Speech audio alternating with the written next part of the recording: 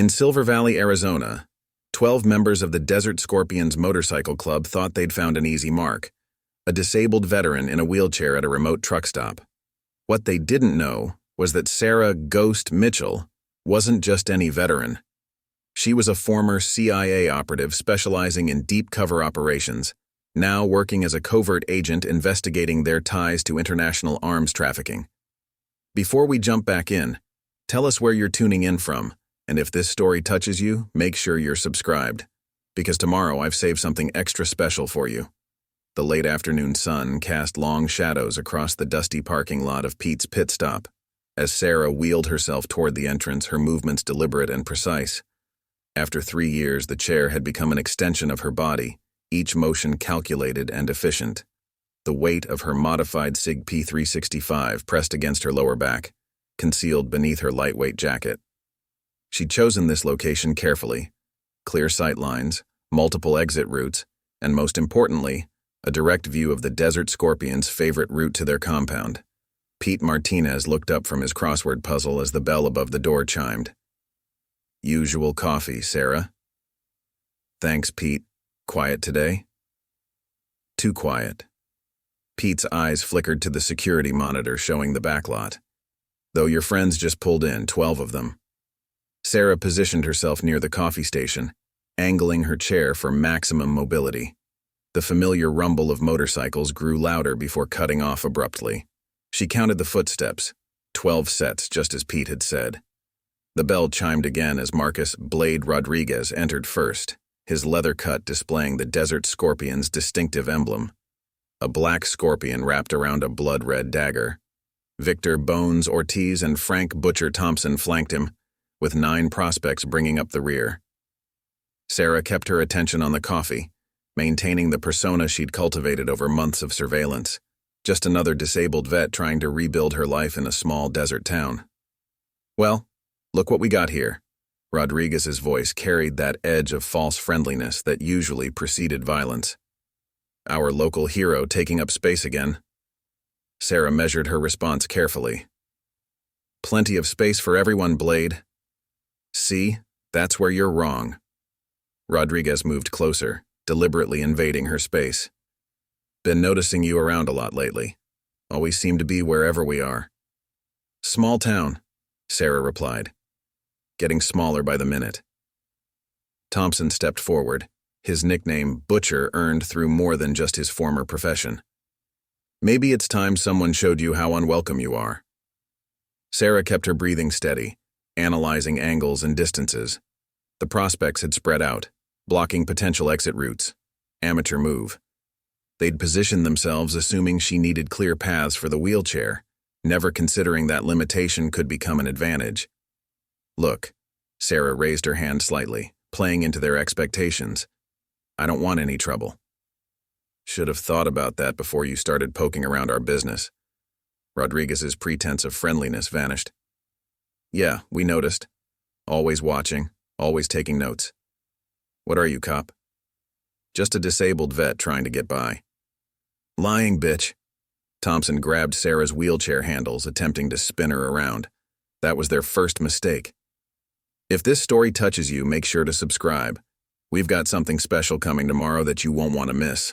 Sarah's left hand shot up, grabbing Thompson's wrist while simultaneously activating the chair's modified brake system. The sudden stop combined with her precise grip sent Thompson stumbling forward. Sarah's right elbow caught him perfectly in the solar plexus, driving the air from his lungs. 2 prospects rushed forward. Sarah released her brake, using their momentum against them. The chair pivoted smoothly. Decades of covert ops training adapted to her new circumstances.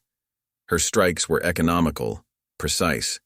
No wasted movement, no theatrical flourishes. The first prospect caught a heel palm strike to the jaw. The second took an elbow to the temple as her chair completed its rotation. "What the hell?" Rodriguez reached for his concealed weapon, but Sarah was already moving. The chair's custom modifications proved their worth as she closed the distance with startling speed. Her right hand captured Rodriguez's wrist, preventing the weapon draw, while her left hand delivered a precise strike to the gang leader's floating ribs. As Rodriguez doubled over, Sarah smoothly disarmed him, reversing the gun's direction. The remaining prospects froze, suddenly uncertain. Their training hadn't prepared them for this situation. ATF. Sarah's voice carried the weight of authority she'd earned through years of service. Everyone on the ground. Nice and slow. You're dead, Rodriguez spat, even as he complied with Sarah's orders. You hear me? Dead. The Scorpions are going to… Thompson started, still struggling to regain his breath. The Scorpions are going to do exactly nothing, Sarah interrupted, keeping the weapon trained steadily. Because in about 30 seconds, this place is going to be swarming with federal agents who've been watching this whole interaction. Pete Martinez emerged from behind the counter, his crossword puzzle forgotten as he pulled out his own badge. ATF surveillance post. You boys really should have picked a different truck stop. Right on cue, multiple vehicles converged on the station. Agent Maya Shadow Patel emerged from the first one, her expression tight with controlled anger. Months of surveillance, she said, approaching Sarah, and they hand us probable cause on a silver platter. Sarah safed Rodriguez's weapon before handing it over. Sometimes the best bait is what they think is the weakest target. What the Desert Scorpions didn't realize, as they were being cuffed and loaded into federal vehicles, was that this was just the beginning. Their mistake at Pete's pit stop had given the ATF exactly what they needed, probable cause for a much larger investigation. But more importantly, they'd never understand their biggest error wasn't in targeting a disabled veteran. Their biggest mistake was assuming the wheelchair made her weak. They were about to learn just how wrong they were, and that lesson would cost them everything they'd built. The Silver Valley ATF field office hummed with activity as Agent Maya Patel spread surveillance photos across the briefing room table. Sarah wheeled herself to the opposite side, studying images of weapons shipments, cartel connections, and known Desert Scorpion associates. Your gas station performance moved up our timeline, Maya said, tapping a photo of an abandoned airfield. Intel suggests they're moving a major shipment through here in 72 hours. Sarah examined the airfield photo. Those hangar modifications aren't for motorcycles. They're preparing for something big, bigger than we thought. Maya pulled out a classified folder. Remember those serial numbers you photographed last month? We traced them. These aren't just standard weapons. They're experimental prototypes that officially don't exist. Chief David Torres entered, carrying more files. Just got off the phone with Homeland. Those prototype weapons? 7 different military contractors reported them destroyed in testing. Paperwork's perfect, signatures match, but the weapons clearly weren't destroyed. Someone high up is involved, Sarah concluded, her mind racing through implications. The Scorpions are good, but they don't have the clearance to falsify military contractor records. Maya nodded grimly. We're looking at corruption in the defense industry. Top-level executives, security managers, maybe even government officials. That explains the Scorpions' recent expansion, Sarah wheeled to the caseboard, pointing to territory markers. Last 3 years, they've grown from a local gang to controlling weapons traffic across 3 states. They're not just criminals anymore. They're the distribution network for something much bigger. The office door opened as Pete Martinez entered, still in his truck stop uniform. Rodriguez's phone is a goldmine. Tech team just cracked it. He handed Maya a tablet. You need to see this, now. Maya's expression darkened as she swiped through files, shipping manifestos, contact lists, offshore accounts. And this, She turned the tablet so Sarah could see. Recognize anyone? Sarah stared at the photo. A defense contractor executive shaking hands with Rodriguez at a veterans charity gala. Marcus Vale, head of advanced weapons development at Phoenix Defense Solutions. I dealt with his company during my CIA days. That wasn't all. Pete pointed to the tablet. Keep scrolling. More photos appeared. Vale meeting Scorpion members at private locations, exchanging briefcases, examining weapons in secure facilities. The evidence was damning. Vale's their source, Sarah said quietly. He's using his position to divert prototype weapons, marking them as destroyed, then selling them through the Scorpions. It gets worse. Maya pulled up financial records. Money's not going to normal offshore accounts. It's being routed through veterans charities, disaster relief organizations. Anything that looks legitimate. They're not just selling weapons. They're corrupting the entire support system meant to help veterans. Sarah's hands tightened on her wheelchair's arms. The Scorpions weren't just another criminal organization. They were betraying everything she'd fought for, using wounded veterans as cover for their operations. "We've got 48 hours before the shipment moves," Maya continued. "After that, these weapons disappear into the black market. But if we move too soon, Vale and his people will scatter. We need to catch them all, prove the connection. Then we use their own plan against them." Sarah moved to the evidence board. "The Scorpions think I'm just a nosy, disabled vet. Vale doesn't know I'm ATF. Let them think the gas station incident was isolated. I'll play the angry veteran demanding justice, make noise, file complaints, draw their attention while we track the real operation." Preparing and narrating this story took us a lot of time, so if you are enjoying it, subscribe to our channel. It means a lot to us. Now back to the story.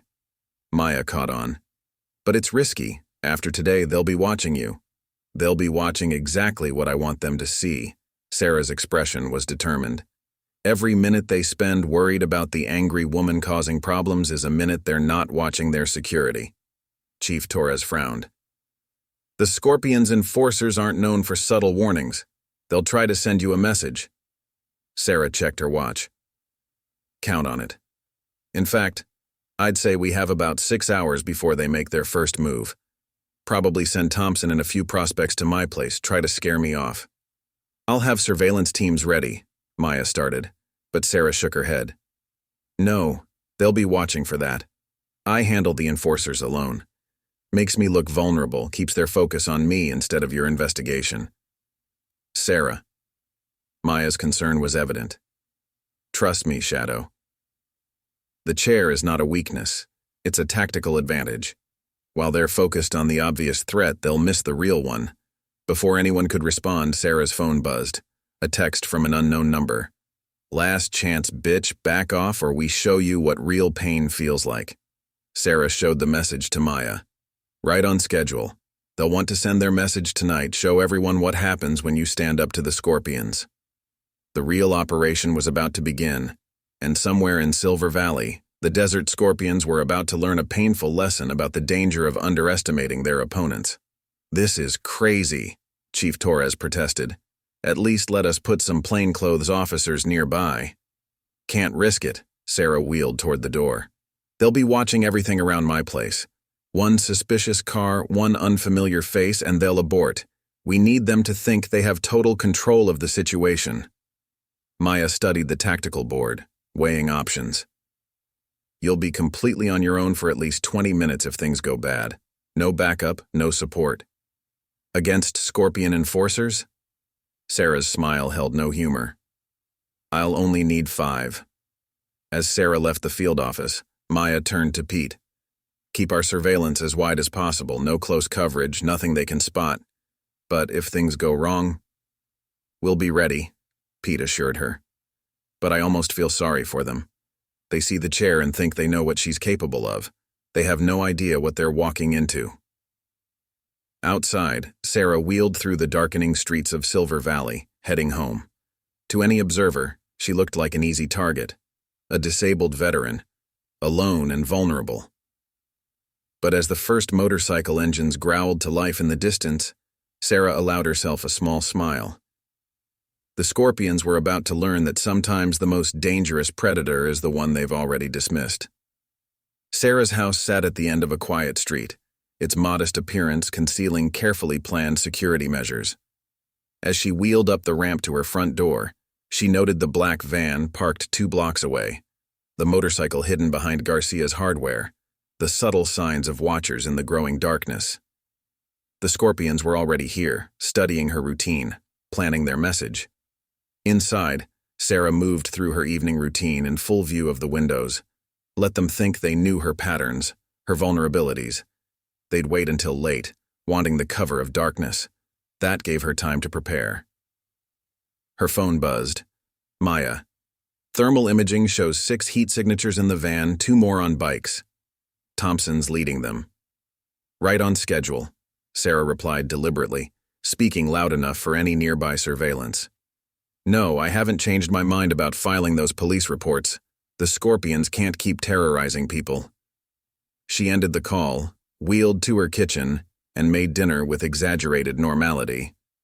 All the while, her trained senses tracked movement outside, Thompson repositioning his men, setting up for what they thought would be a simple intimidation job.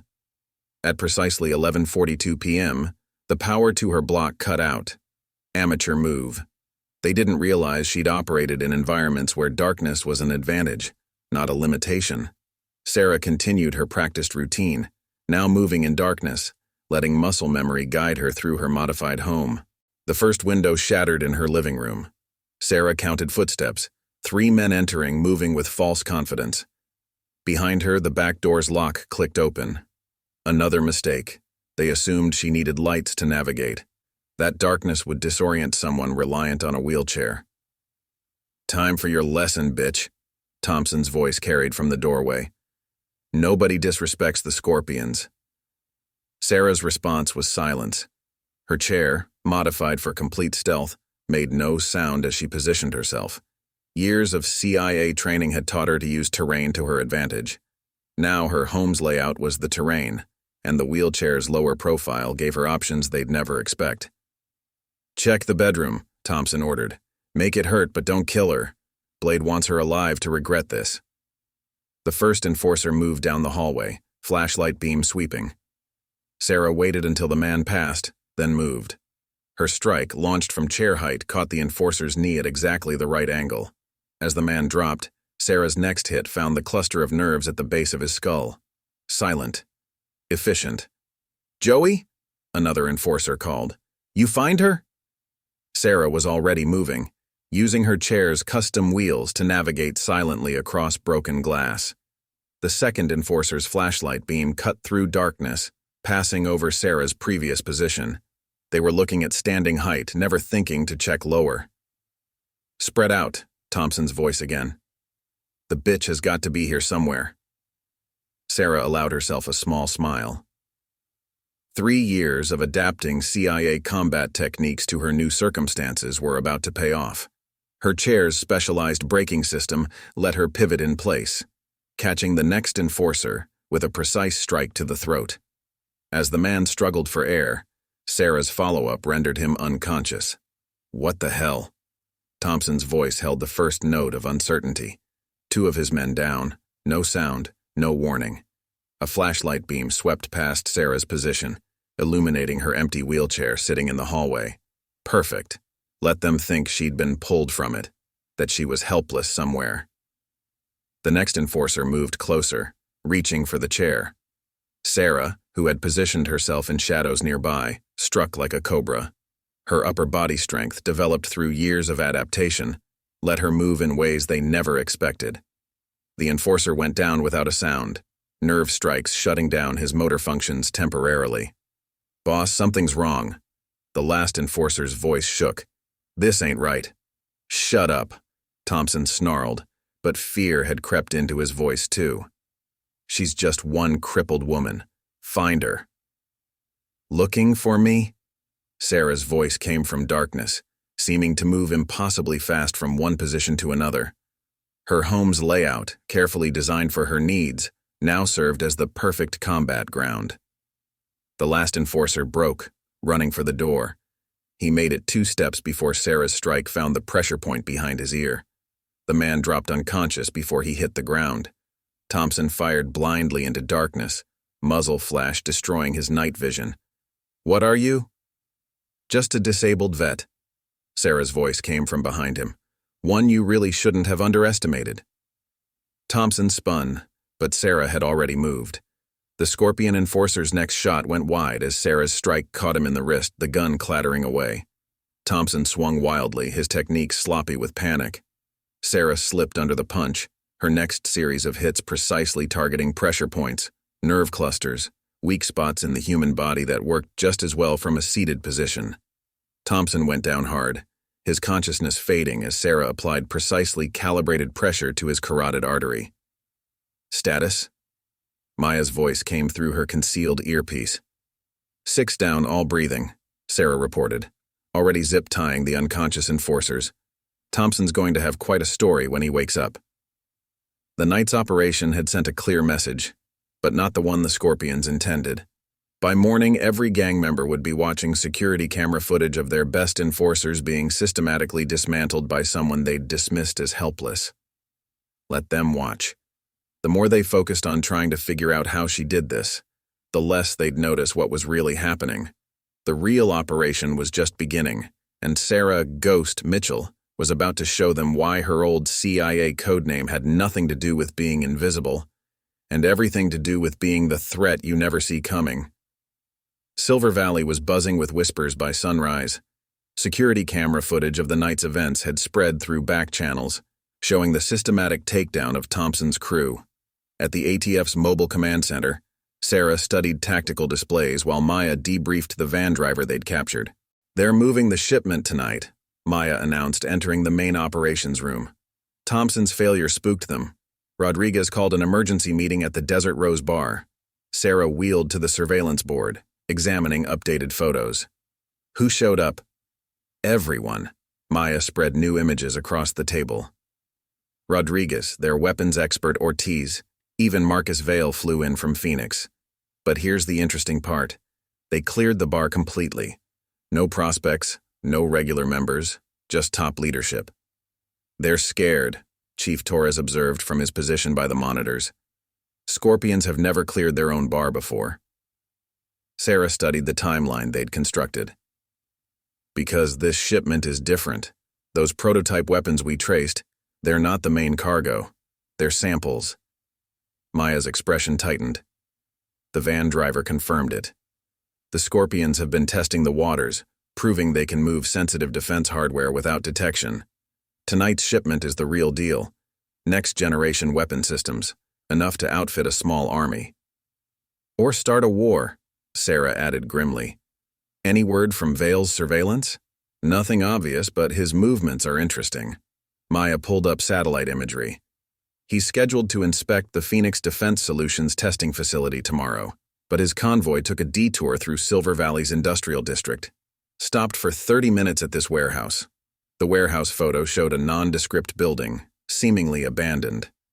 Sarah recognized the location. "That's Scorpion territory.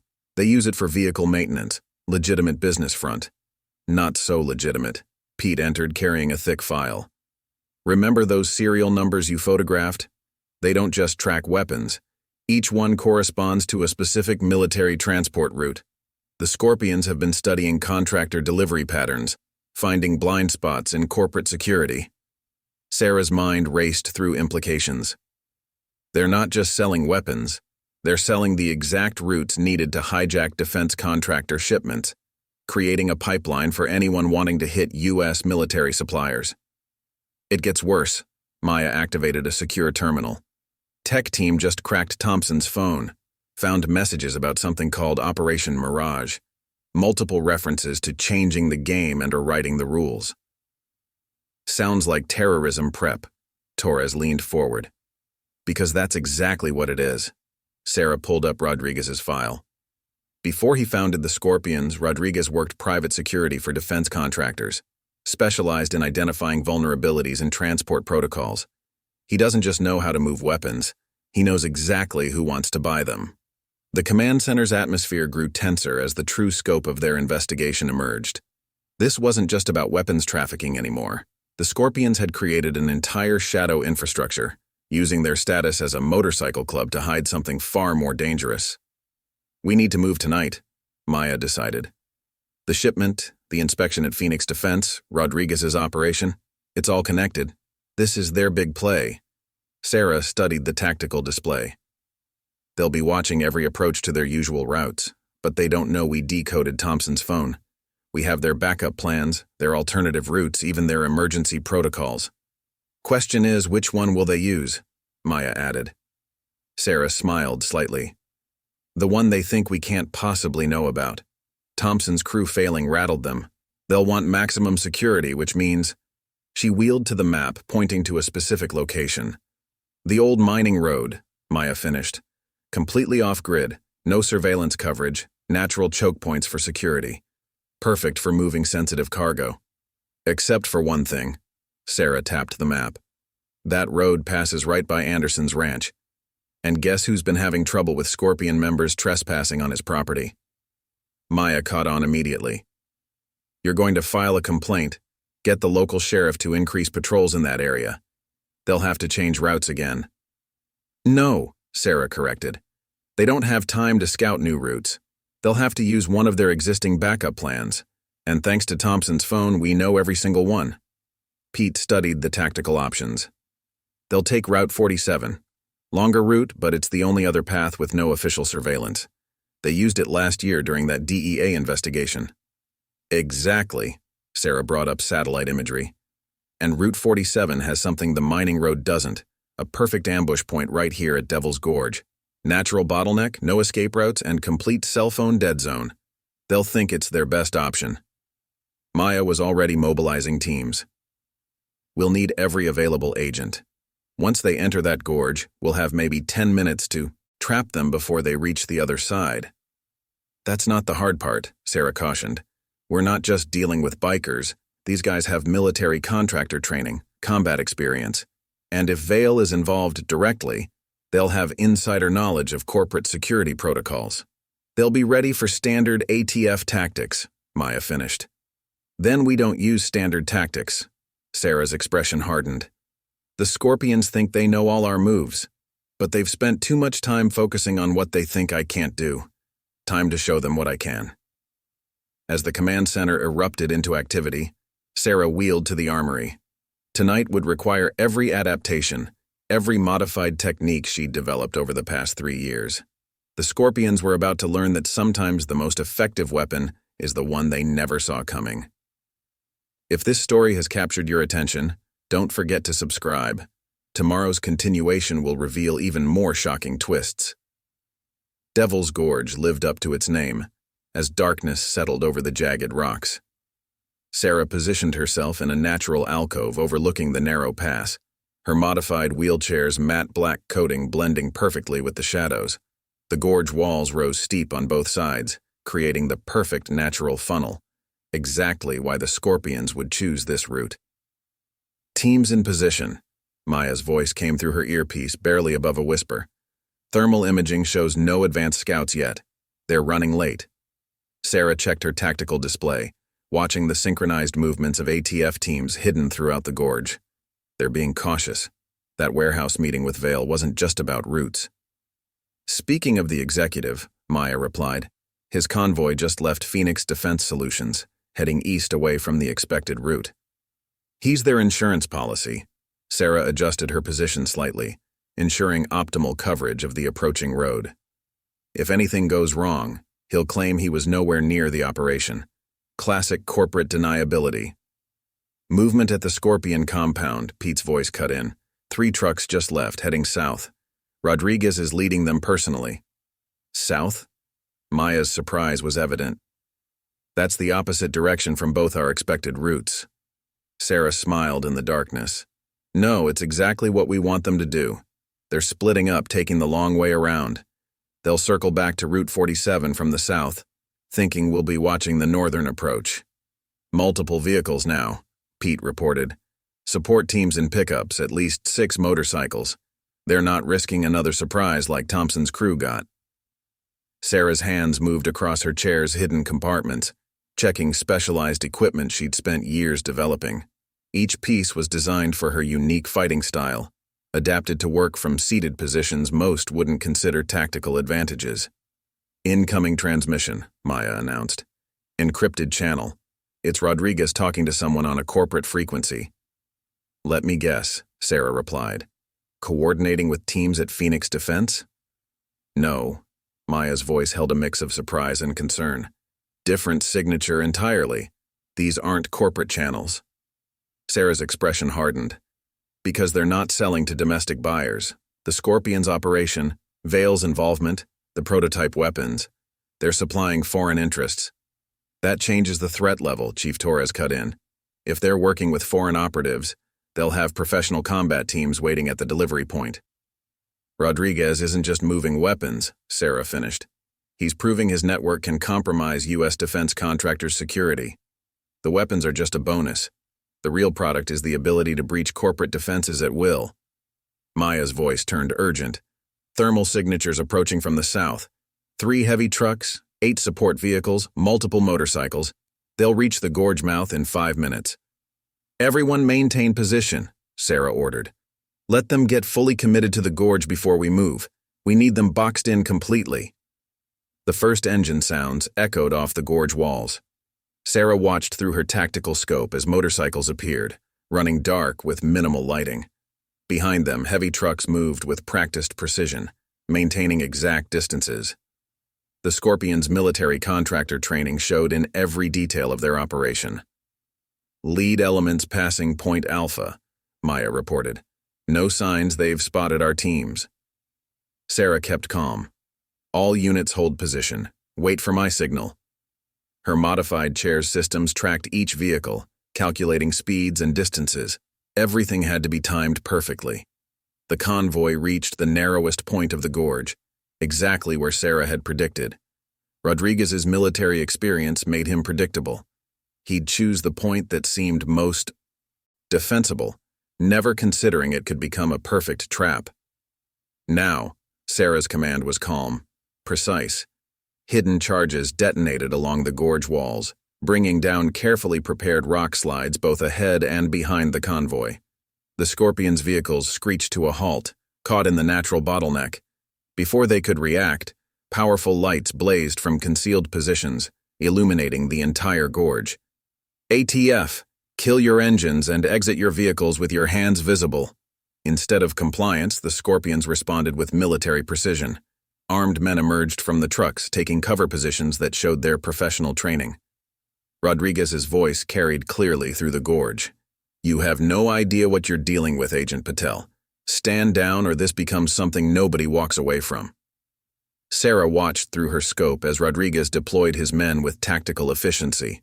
Their formation was perfect for defending against standard ATF assault tactics. Unfortunately for them, Sarah had never believed in standard tactics. All teams hold position, she ordered. Wait for my mark. Her chair's specialized systems were already mapping the Scorpions' defensive positions, identifying vulnerabilities they didn't even realize they'd created. Sarah, Maya's voice held warning. Thermal shows additional heat signatures approaching from the east, fast-moving vehicles, military grade. Vale's insurance policy, Sarah confirmed. He wasn't driving away from the operation. He was circling around to provide backup. The situation was escalating exactly as Sarah had predicted. The Scorpions had prepared for standard law enforcement response, even corporate security intervention. What they hadn't prepared for was someone who'd spent years learning to turn perceived limitations into tactical advantages. Stand down, Sarah advised through the gorge's sound system, her voice carrying over the tension. Remember what you learned about Thompson's crew, about underestimating opponents. You're about to learn that lesson again. Rodriguez's mocking laugh echoed off the rocks. What are you going to do, Ghost? One woman in a wheelchair against my entire team? This isn't your little house ambush. These are trained professionals. No, Sarah agreed as her chair's systems activated. This is where I show you why focusing on what you think I can't do has been your biggest mistake. The real operation was about to begin, and the Scorpions were about to discover why assuming they understood all possible threats was always a fatal error. The gorge erupted into chaos as Rodriguez's men opened fire on ATF positions. Sarah watched through her tactical display as they executed textbook military defensive maneuvers, spreading out to cover all apparent angles of attack. Their training showed. These weren't ordinary bikers playing soldier. These were experienced contractors who'd chosen the wrong side. Multiple hostiles moving to elevated positions, Maya reported. They're trying to get angle on our teams. Let them. Sarah's voice remained calm. They're looking too high. Years of adapting combat techniques had taught Sarah one crucial lesson. Everyone always looked at standing height, assuming that was where the threat would come from. Her modified wheelchair moved silently through the darkness, using routes the Scorpions' men wouldn't even consider viable. Incoming vehicles 30 seconds out, Pete warned. Vale's backup is almost here. Time to remind them why Thompson's crew failed. Sarah activated her chair's specialized systems. The first part of her plan was already in motion, though the Scorpions wouldn't realize it for several more seconds. Rodriguez's voice carried over the gunfire. "You're surrounded, Patel. We've got corporate backup incoming. Last chance to walk away." "Actually," Sarah replied, her voice seeming to come from multiple directions thanks to planted speakers. "You're the ones who are surrounded. You just don't know it yet." On cue, her chair's electromagnetic pulse system activated. Every piece of communications equipment the Scorpions carried went dead simultaneously. Their tactical coordination, dependent on radio contact, shattered in an instant. "What the hell?" Rodriguez's surprise was evident. "Get those comms back up." "They can't," Sarah's voice echoed through the gorge. "Remember how Thompson's crew failed to notice my chair's special features? You're making the same mistake." The Scorpions' men were professional enough not to panic, but their formation was already breaking down. Without communications, their coordinated defense began to fragment. That's when Sarah made her move. Her first target never saw her coming. Sarah emerged from behind a rock formation that the Scorpions had dismissed as too difficult for wheelchair access. Her modified tranquilizer system, designed specifically for her seated position, took down 2 of Rodriguez's men before anyone realized where the shots came from. "She's behind us," someone shouted, but Sarah was already moving. Her chair's enhanced mobility systems, developed through years of trial and error, let her navigate terrain that should have been impossible. While the Scorpions' men looked for conventional approaches, Sarah used routes they'd never consider. "Team 2, push forward," Maya ordered, recognizing Sarah's strategy. "Keep their attention up high." The ATF teams provided perfect cover, keeping the Scorpions focused on traditional threat vectors while Sarah systematically dismantled their defense from angles they'd never trained for. 3 more men went down to precisely placed shots before they even identified her position. "Find her!" Rodriguez's frustration was evident. "She's one woman in a wheelchair. How hard can it be?" "That's your problem, Rodriguez," Sarah's voice carried clearly. "You keep thinking the chair makes me vulnerable. You never asked why someone with my training would choose such an obvious limitation." The approaching vehicles were close now, their engines echoing off gorge walls. But Sarah had planned for this too. Her chair's systems interfaced with planted charges along the gorge's secondary access road. The explosion wasn't large, but it sent carefully calculated rock slides across the approach route. "Vale's teams are cut off," Maya confirmed. "They'll need at least 30 minutes to clear that road." Rodriguez's calm finally cracked.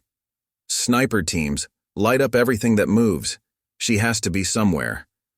But Sarah was nowhere and everywhere.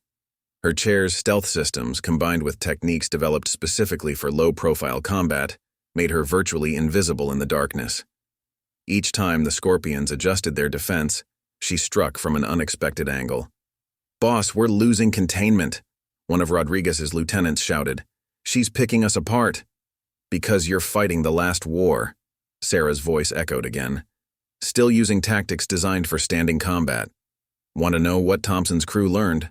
Sometimes the most effective position isn't the obvious one." To demonstrate her point, Sarah emerged briefly on a ridge that the Scorpions had dismissed as inaccessible. 2 more precise shots dropped Rodriguez's remaining security detail before she vanished again into the darkness. "All units prepare to move in," Maya ordered. "Sarah's broken their perimeter. Full containment in 30 seconds. Rodriguez's response was immediate and desperate. "Light up the whole gorge, burn her out." The Scorpions' remaining men deployed flares, trying to illuminate every shadow, but they'd made another crucial mistake. The shifting lights and shadows created exactly the kind of environment Sarah had trained for, turning their attempt at illumination into perfect cover for her movement. "You know what your real mistake was, Rodriguez?" Sarah's voice carried a hint of satisfaction as she maneuvered into her final position. "You spent so much time studying military tactics that you forgot the first rule of adaptation. Sometimes the best weapon isn't the most obvious one." Before Rodriguez could respond, Sarah struck. Her chair burst from behind a position the Scorpions had cleared twice, its modified systems letting her move with incredible speed. Rodriguez managed one shot before Sarah's precisely aimed tranquilizer found its mark. As the Scorpions' leader crumpled, ATF teams moved in to secure the remaining men.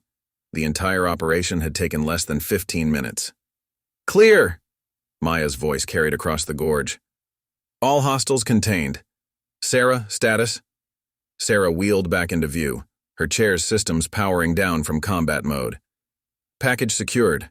Rodriguez is down, and his men won't be supporting Vale's delivery." "Speaking of the executive," Pete cut in, "his teams are still trying to clear the road. Want us to move in and collect them too?" Sarah checked her tactical display, noting the position of Vale's stranded forces. "No need.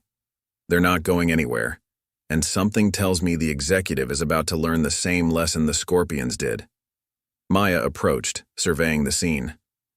"That sometimes the most dangerous opponent isn't the one you see coming." "No," Sarah replied, her expression grim as she watched ATF teams securing the weapon shipment. "That sometimes the best way to win isn't by being the strongest, it's by being the most adaptable." Red and blue lights painted Devil's Gorge as ATF evidence teams swarmed the captured vehicles. Sarah observed from her elevated position as agents cataloged the weapon shipment. Enough firepower to equip a small army, each piece bearing prototype markings that officially didn't exist. "Rodriguez is secure," Maya approached, tablet in hand. "But he's not talking. His military contractor training is holding up under questioning." "He doesn't need to talk." Sarah wheeled to the lead truck, indicating a hidden compartment her chair sensors had detected. "Check there." The compartment revealed a laptop with military-grade encryption. Marcus Vale had been thorough in covering their digital tracks, but he'd made one crucial oversight. He designed his security assuming standard ATF cyber capabilities. "Get that to our tech team," Sarah instructed. "The encryption's based on defense contractor protocols I recognize from my CIA days. I know how to break it." Maya's phone buzzed. "Speaking of Vale, his convoy is finally withdrawn from the blocked road. They're heading back to Phoenix Defense Solutions." "Perfect." Sarah's expression showed grim satisfaction. "He'll have to maintain his official schedule now, which means the inspection tour tomorrow morning." "He can't cancel without raising suspicion," Maya finished. Pete joined them, carrying evidence bags containing Rodriguez's phones. "We've got another problem. According to these messages, the Scorpions weren't just moving weapons. They were providing proof of concept." Sarah nodded. "Demonstrating they could compromise corporate security at will. The weapons were just a bonus. The real product was the ability to breach defense contractor facilities without detection. And they've already sold that capability to multiple buyers," Maya added grimly. "Rodriguez's phone shows transfers to accounts in 10 different countries." Sarah wheeled to the evidence truck, her chair's systems still scanning for hidden compartments. "Vale's inspection tour is their final demonstration. They're going to prove they can walk right into a secure facility, even after this bust." "How?" Chief Torres asked, approaching with fresh tactical maps. "Because they're not going to break in." Sarah pulled up Phoenix Defense Solutions layout on her tactical display. "They're going to walk right through the front door. Vale's inspection gives them legitimate access to every restricted area of the facility." Maya studied the facility schematics. "We can't move on him without proof. One wrong move and he'll claim we're interfering with legitimate corporate operations. Then we give him exactly what he expects." Sarah's voice carried the confidence of someone who'd spent years being underestimated. "He's watching the news now, seeing reports of the Scorpions' capture. He'll expect us to move on the facility, so we do the opposite." Pete caught on. "Make him think we're focused on the Scorpions while we let him execute his plan." "With one crucial difference," Sarah confirmed. "Remember what Rodriguez never figured out about my chair?" Maya smiled slightly. "That it's not just mobility assistance, it's a fully equipped surveillance platform." "Exactly." Sarah accessed her chair's hidden systems, bringing up specialized scanning capabilities. "Vale's expecting ATF agents. He's prepared for standard surveillance, but he's never dealt with someone who spent years developing technology specifically designed to be overlooked." Chief Torres frowned. "You're going to infiltrate a secure defense facility in a wheelchair?" "No." Sarah's smile held no humor. "I'm going to roll right through the front gate, completely visible. The executive's own prejudices will do the rest. He'll see exactly what he expects. A disabled veteran attending a public tour of the facility's new veteran outreach program. Maya studied the facility layout.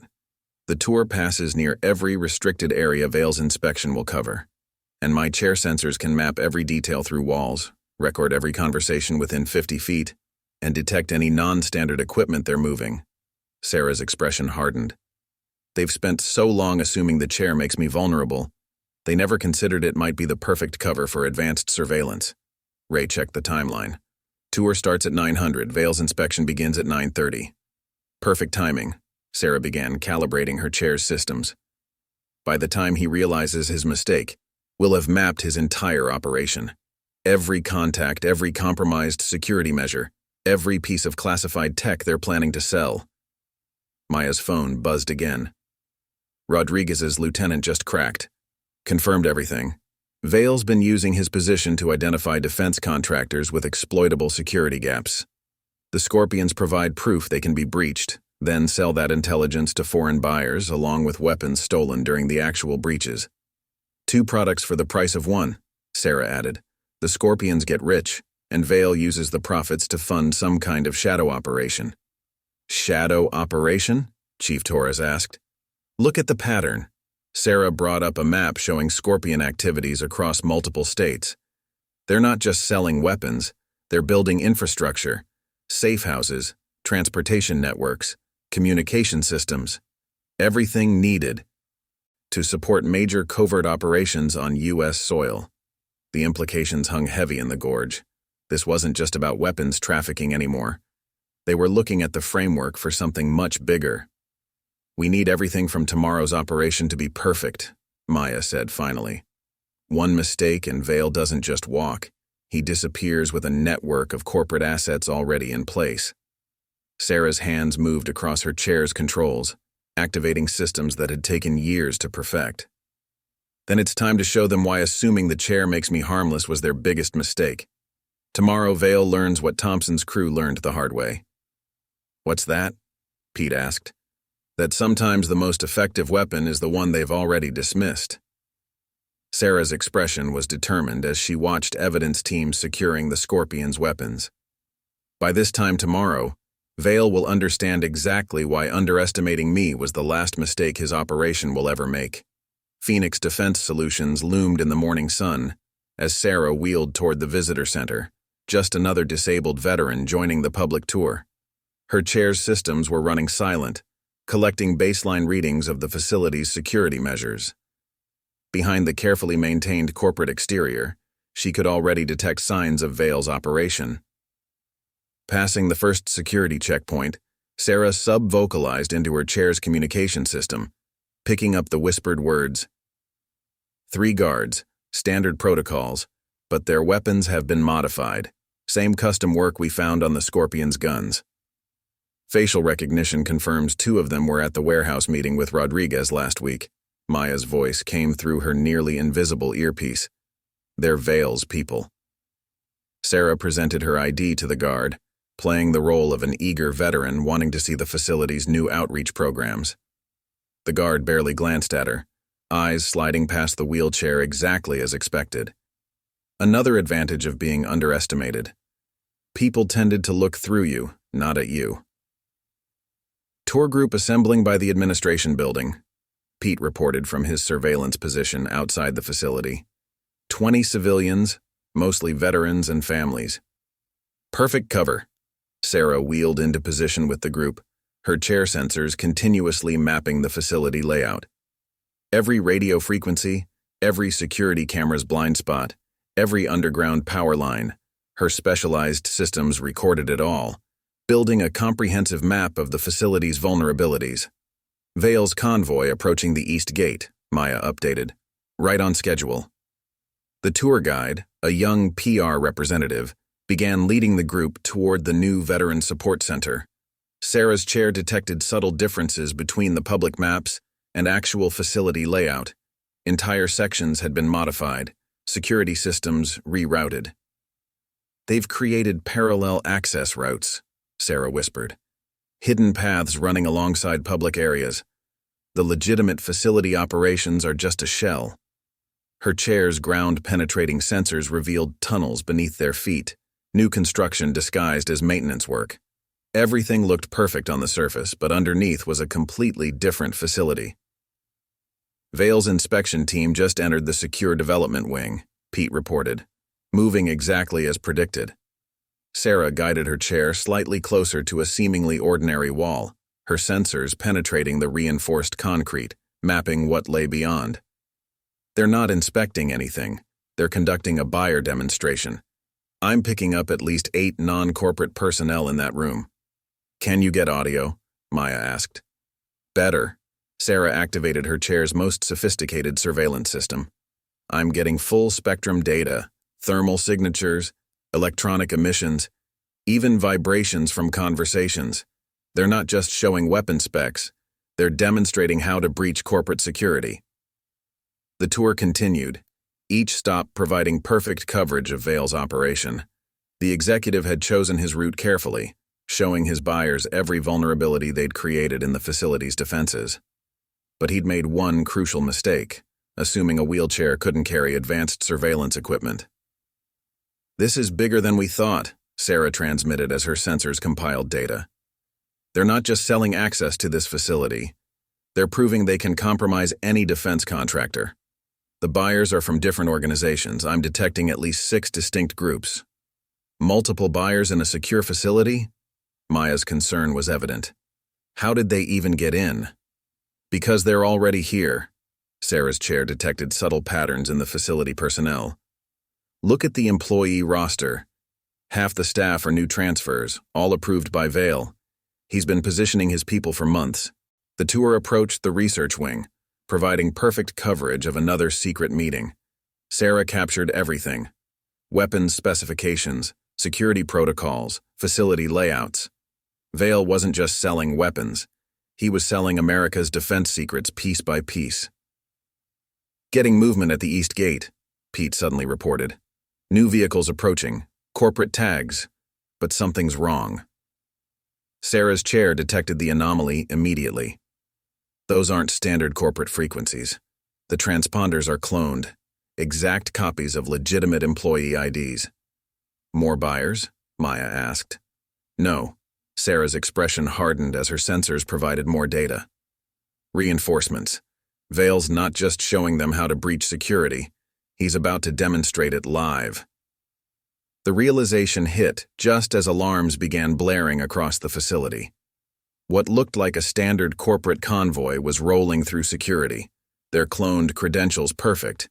But Sarah's sensors detected the truth. Weapons, explosives, professional combat teams. This isn't a demonstration, Sarah transmitted urgently. It's an actual breach. They're using the tour as cover for a real theft. They're going to hit the secure storage facility, Maya concluded. All teams move in. No, Sarah cut her off. That's exactly what they're expecting. Standard ATF response, standard corporate protocols. They've prepared for everything except what? Sarah's smile was grim as she activated her chair's combat systems. Except someone who spent years learning to turn underestimation into advantage. Remember what Rodriguez never figured out? My chair isn't just for surveillance. As if to demonstrate, hidden compartments opened silently, revealing specialized equipment that no one had thought to check. After all, who would suspect a wheelchair of being a mobile tactical platform? Ma'am, we need all civilians to return to the visitor center, the tour guide announced as security teams began moving. Perfect timing, Sarah whispered. They're clearing all witnesses before the real operation starts. Sarah, hold your teams, Maya instructed. Let them think their plan is working. What are you going to do? What I do best, Sarah wheeled toward the exit with the other civilians, her chair's systems recording everything. I'm going to show them why assuming I'm harmless was their biggest mistake. Vale's about to learn the same lesson the Scorpions did. You can't judge a threat by its appearance. Chaos erupted across Phoenix Defense Solutions as security teams responded to multiple alerts. Sarah used the confusion to slip away from the evacuating tour group, her chair moving silently through service corridors her sensors had mapped. Vale's strike team was professional, coordinated, but they'd made the same mistake as the Scorpions. They never looked down. 15 armed hostiles entering the secure storage wing, Sarah whispered, her chair's systems tracking thermal signatures through walls. Another team of 8 providing cover at access points. These aren't regular mercenaries. Their movement patterns show advanced military contractor training. Maya's voice came through her earpiece. Vale's selling more than security breaches. He's providing trained operators who know exactly how to exploit them. Facility security is responding exactly as they planned, Pete added, following standard protocols, leaving the real target completely exposed. Because this isn't about stealing prototypes, Sarah's chair glided around a corner, sensors detecting guard patterns. The breach is a demonstration, showing buyers they can penetrate any defense facility at will. Through her tactical display, Sarah watched Vale's operation unfold. The executive had positioned himself perfectly, conducting his inspection with just enough distance to maintain deniability. But Sarah's enhanced surveillance systems caught everything. Getting audio from the secure wing, Sarah transmitted. Vale's walking potential buyers through each security measure they've compromised. He's not just selling weapons. He's selling complete access to America's defense industry. A new alarm blared, and Sarah's sensors detected movement in the underground tunnels her chair had mapped. Secondary team deploying through the maintenance shafts.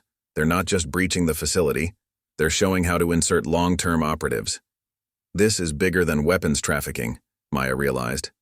They're building a network to infiltrate defense contractors across the country. Sarah wheeled into position near a critical junction, her chair's systems actively jamming surveillance cameras. Time to remind them why the Scorpion's operation failed. Maya, keep your teams back. Let them think their security breach is working. What's your play? Same thing that worked in the Gorge. Let them focus on standard threats while I hit them from angles they'll never expect. Sarah activated her chair's combat systems, starting with their communications. Her first strike was invisible but devastating. Custom electronic warfare systems built into her chair attacked their secure frequencies, introducing subtle errors in their tactical coordination. To the strike team, it would seem like normal interference. They'd never suspect the disabled veteran they'd ignored was systematically dismantling their operation. Team 2, move to Point Charlie, one of Vale's commanders ordered, unknowingly broadcasting on a frequency Sarah now controlled. Negative, Sarah transmitted, her voice modulation perfectly matching their commanders. Hold position. Possible security breach in your sector. The strike team's perfect coordination began to fragment as contradictory orders created confusion. Sarah used their hesitation to move closer, her chair's stealth systems making her practically invisible to their security measures. Something's wrong, Vale's voice carried through Sarah's surveillance. Security teams aren't responding according to predicted patterns. Sarah smiled grimly. Because they're not following your compromised protocols anymore. Maya, now would be a good time to demonstrate why surrounding a facility with ATF teams isn't always the obvious move. On cue, alarms began blaring, but not from the facility's security system. Sarah had spent the entire tour mapping their emergency protocols. Now those same systems warned of containment failures in restricted areas, hazardous material leaks that required immediate evacuation. Sir, we need to clear the facility, one of Vale's officers insisted.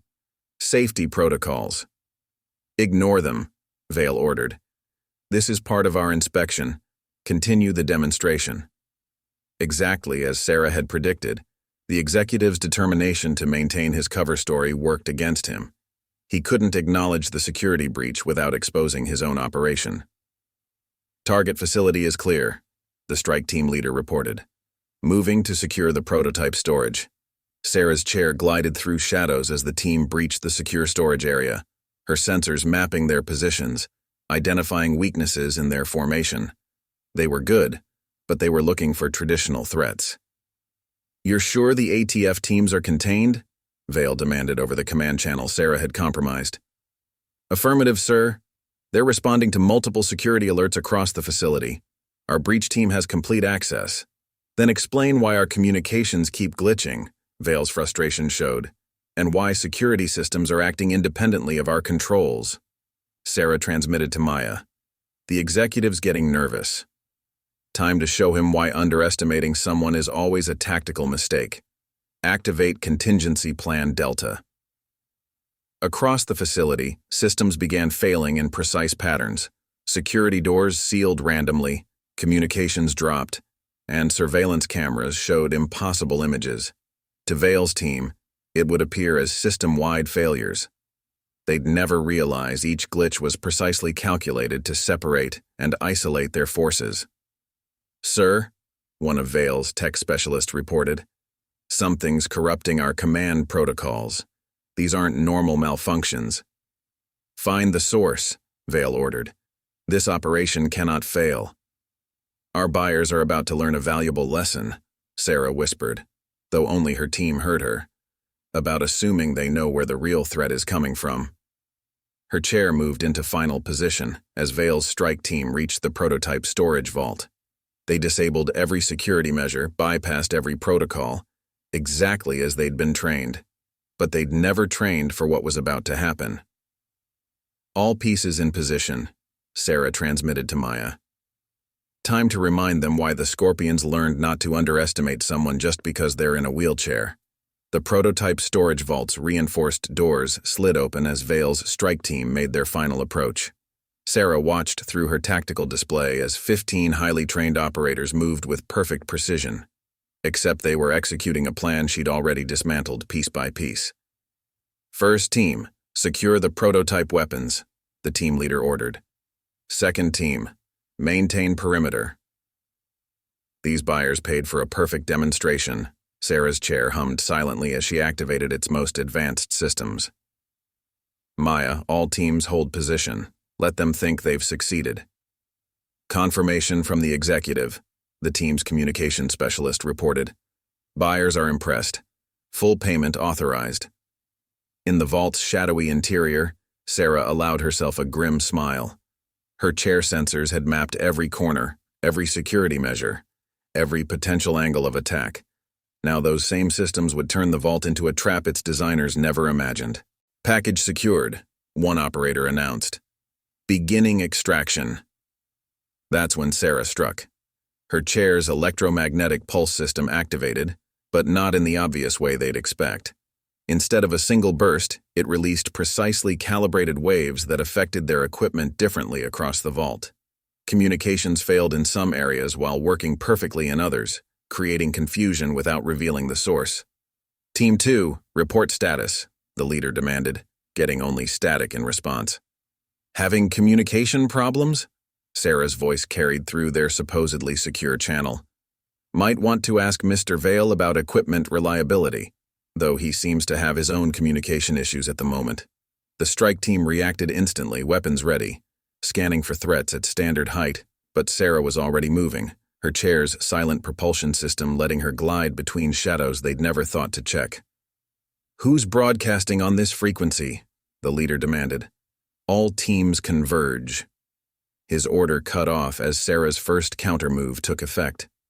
The vault's environmental systems, which her chair had compromised during the earlier tour, began venting cryogenic coolant used for prototype storage. The temperature dropped rapidly as white mist filled the lower portions of the vault. "Mask up!" someone shouted, but they'd made another crucial mistake. Their equipment was designed for standard chemical and biological threats. None of them had considered that the mist itself wasn't the weapon. It was cover for Sarah's adapted combat techniques. The first operator went down silently, a precise strike from below finding nerve clusters that their combat training never taught them to protect. The second barely had time to register movement at ankle height before Sarah's modified stunner found its mark. Contact. The team tried to adjust, but their tactics were all wrong. They were trained to deal with threats at eye level, not someone who'd spent years learning to fight from positions they'd never considered. Sarah's chair moved like a ghost through the artificial fog, its systems perfectly calibrated for these conditions. Each strike was precisely calculated, using their own movements against them.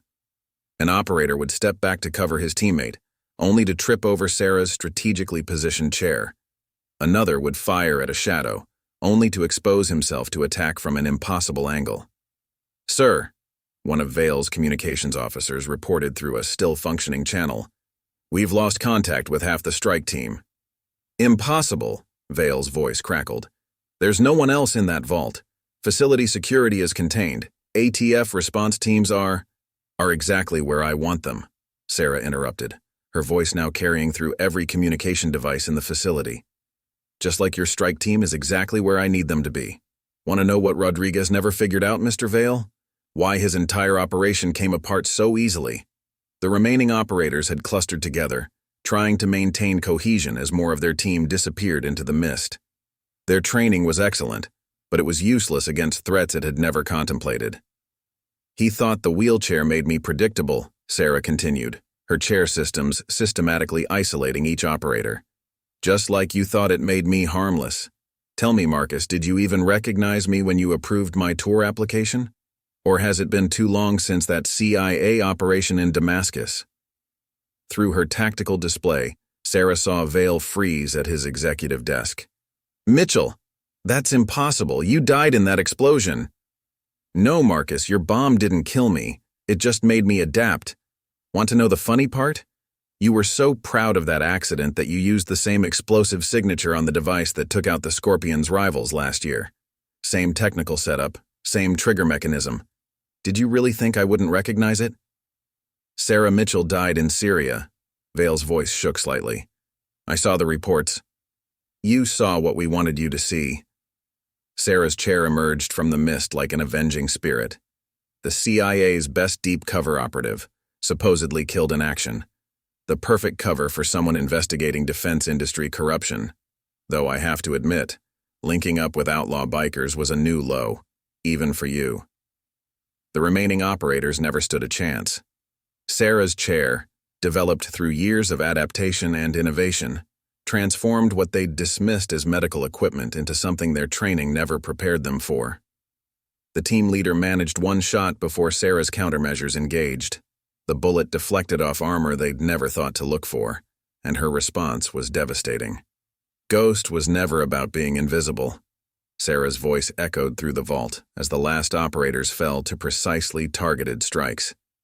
It was about being the threat you never see coming, the one right in front of you that you're too arrogant to recognize. All teams, full facility lockdown, Vale shouted into his command channel. Execute scorched earth protocols. Those won't work either, Sarah replied calmly, her chair's systems already countering his desperate commands. I spent 3 years preparing for this moment, Marcus. 3 years turning every limitation you gave me into a weapon you'd never expect. Want to know what the Scorpions learned tonight, what you're about to learn? Through her tactical display, Sarah watched ATF teams moving into final position throughout the facility. Vale's perfectly planned operation was collapsing around him, and he was about to discover why underestimating an opponent based on a disability was always a fatal mistake. 10. Execute total purge. Vale's voice carried panic through the facility's compromised communications. Wipe everything. Your systems aren't responding, Marcus. Sarah's chair glided through the now secure vault, her sensors detecting the executive's increasingly desperate attempts to destroy evidence. Just like they didn't respond in Damascus when you tried to bury the evidence of your arms dealing. Some patterns never change. Through her tactical display, Sarah watched Vale frantically working at his executive terminal. His fingers flew across keyboards trying to trigger fail-safes that no longer answered his commands. Every system, every protocol he'd trusted was now under her control. This is impossible, Vale muttered. The security architecture, the encrypted channels, were impressive, Sarah acknowledged, her chair silently approaching his office through maintenance corridors. Almost as impressive as the bomb you used on my convoy. Did you design that yourself? Or did your friends in the weapons division help? The same ones who supplied the Scorpions?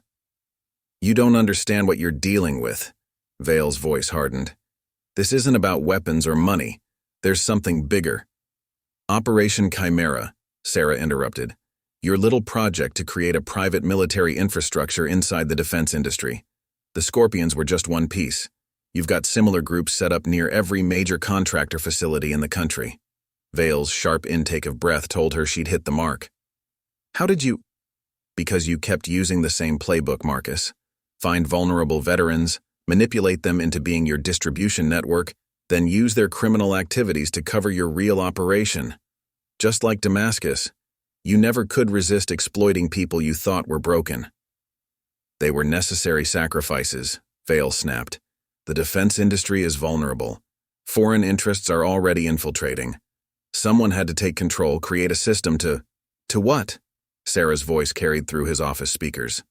Sell our security to the highest bidder? Turn veterans into your personal criminal army? Or was this about proving you could succeed where you failed in Syria? Maya's voice came through Sarah's private channel. All strike team members secured. Facility is contained. Moving to Vale's position. Acknowledged, Sarah responded silently. Hold teams back. He's got one more card to play. As if on cue, Vale laughed, a harsh, desperate sound. You think this ends with me? Ghost, you have no idea what's really happening. Why do you think I chose Phoenix? The name wasn't a coincidence. Sarah's chair sensors detected new activity, systems coming online in supposedly decommissioned sections of the facility. Because this isn't your operation at all, is it, Marcus? You're middle management at best. A trusted lieutenant, but not the architect. 3 years. Vale's voice carried a hint of his old arrogance.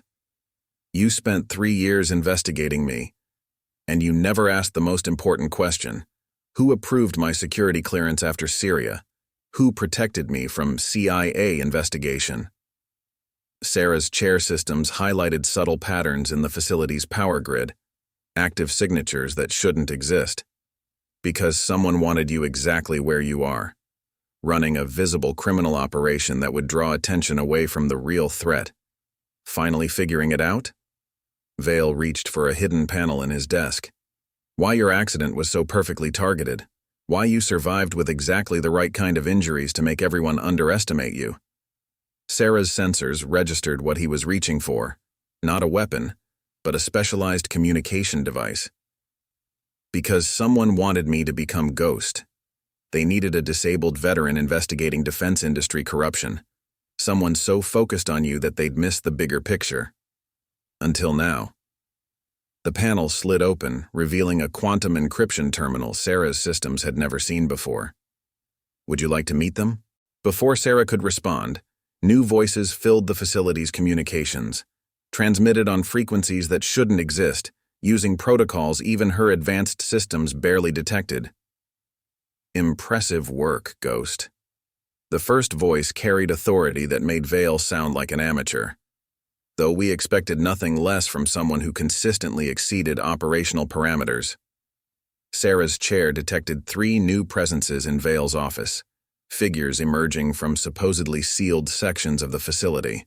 Their tactical gear made military contractors look primitive, and their weapons, her sensors couldn't even categorize the energy signatures.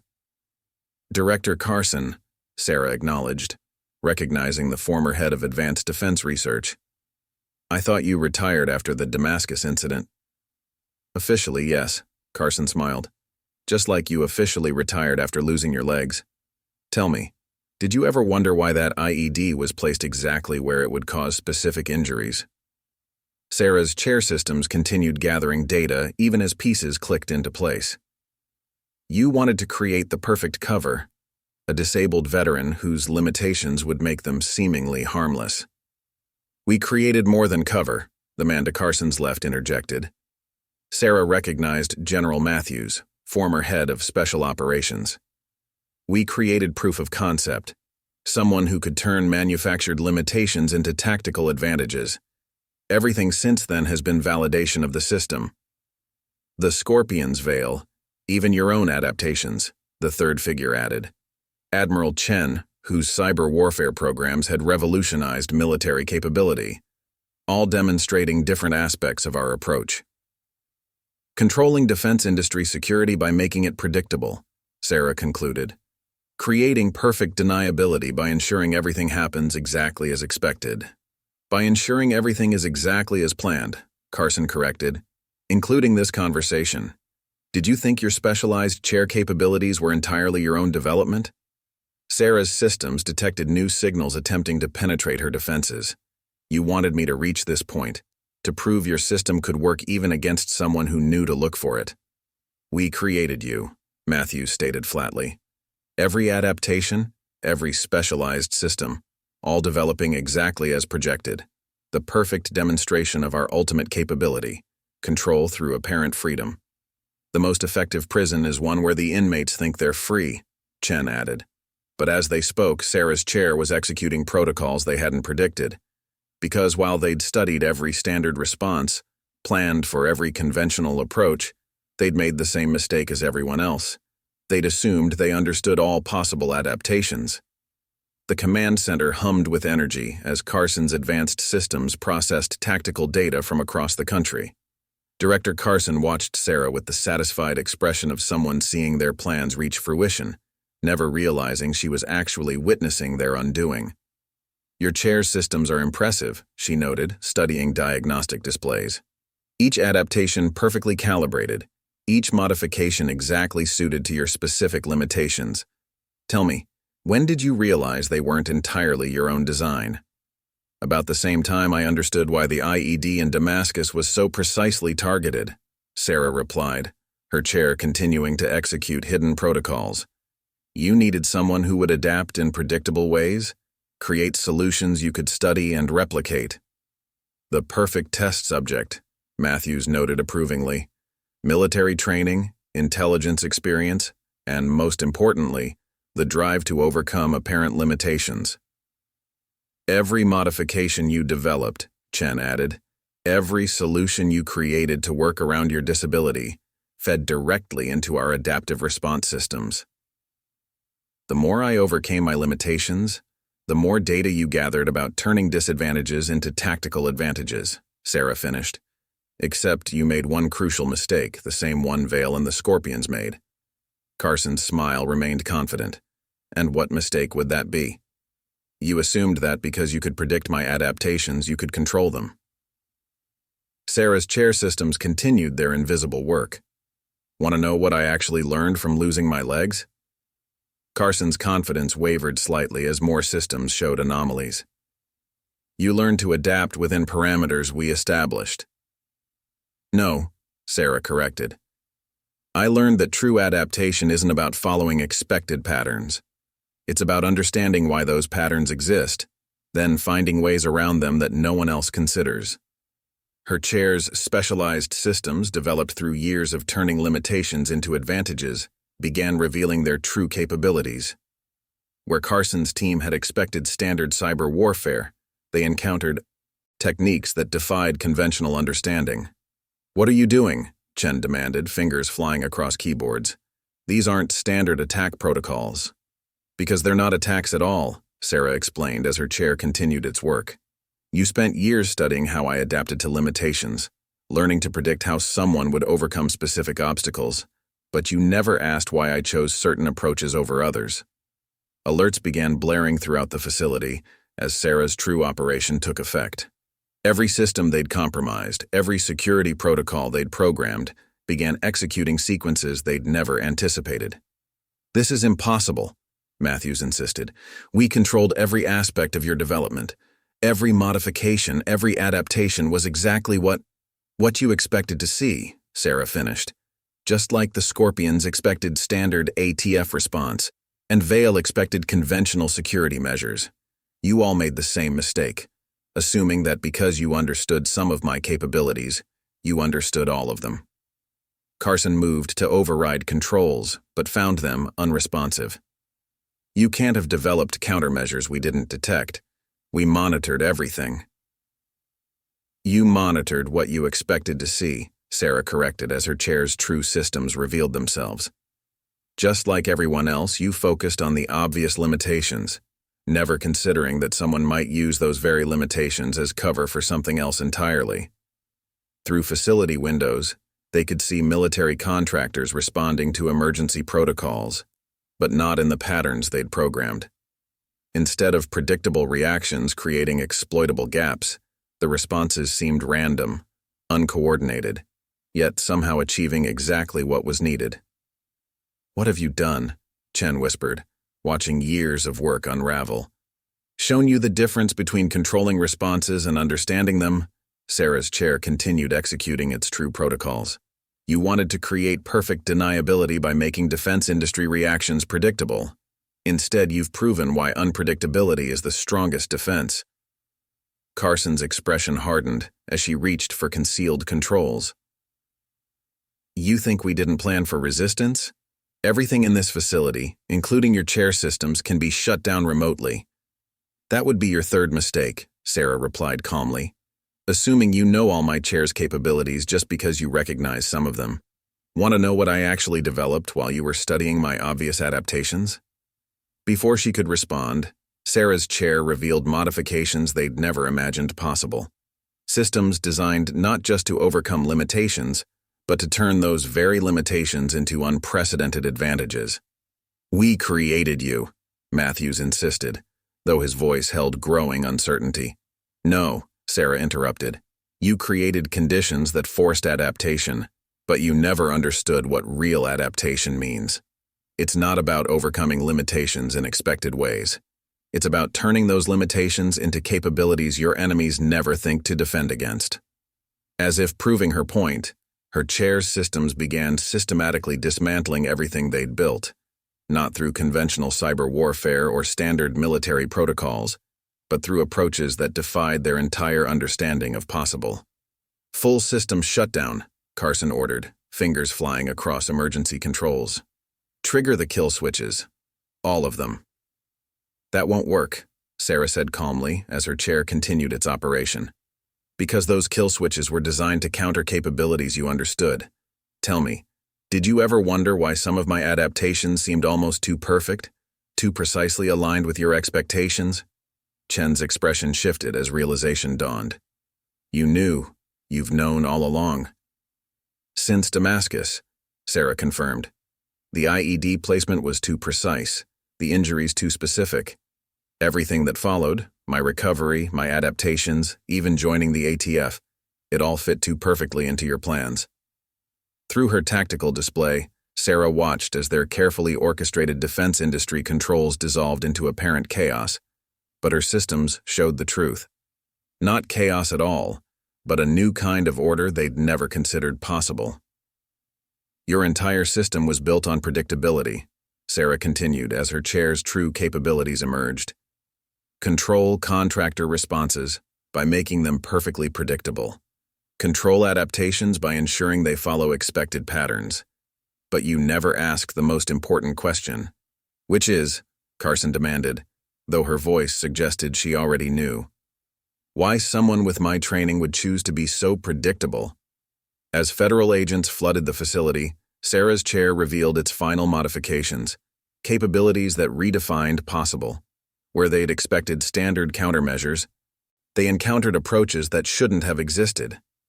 It's over, Sarah announced as Maya led the arrest teams in. Your network is exposed, your protocols are compromised, and every defense contractor you infiltrated is now learning to adapt in ways you never planned for. Looking at her former handlers now in custody, Sarah allowed herself a small smile. Want to know what the Scorpions learned? What Vale discovered? That sometimes the most dangerous opponent isn't the one you see coming. Sometimes it's the one you've already dismissed, the one whose limitations you thought you understood. As dawn broke over Phoenix, Sarah's chair processed the final pieces of data. Carson's team had wanted to create perfect predictability in America's defense industry. Instead, they'd proven why true security comes from genuine adaptation, from learning to turn every limitation into an advantage no one else expects. Up next, you've got 2 more standout stories right on your screen. If this one hit the mark, you won't want to pass these up. Just click and check them out.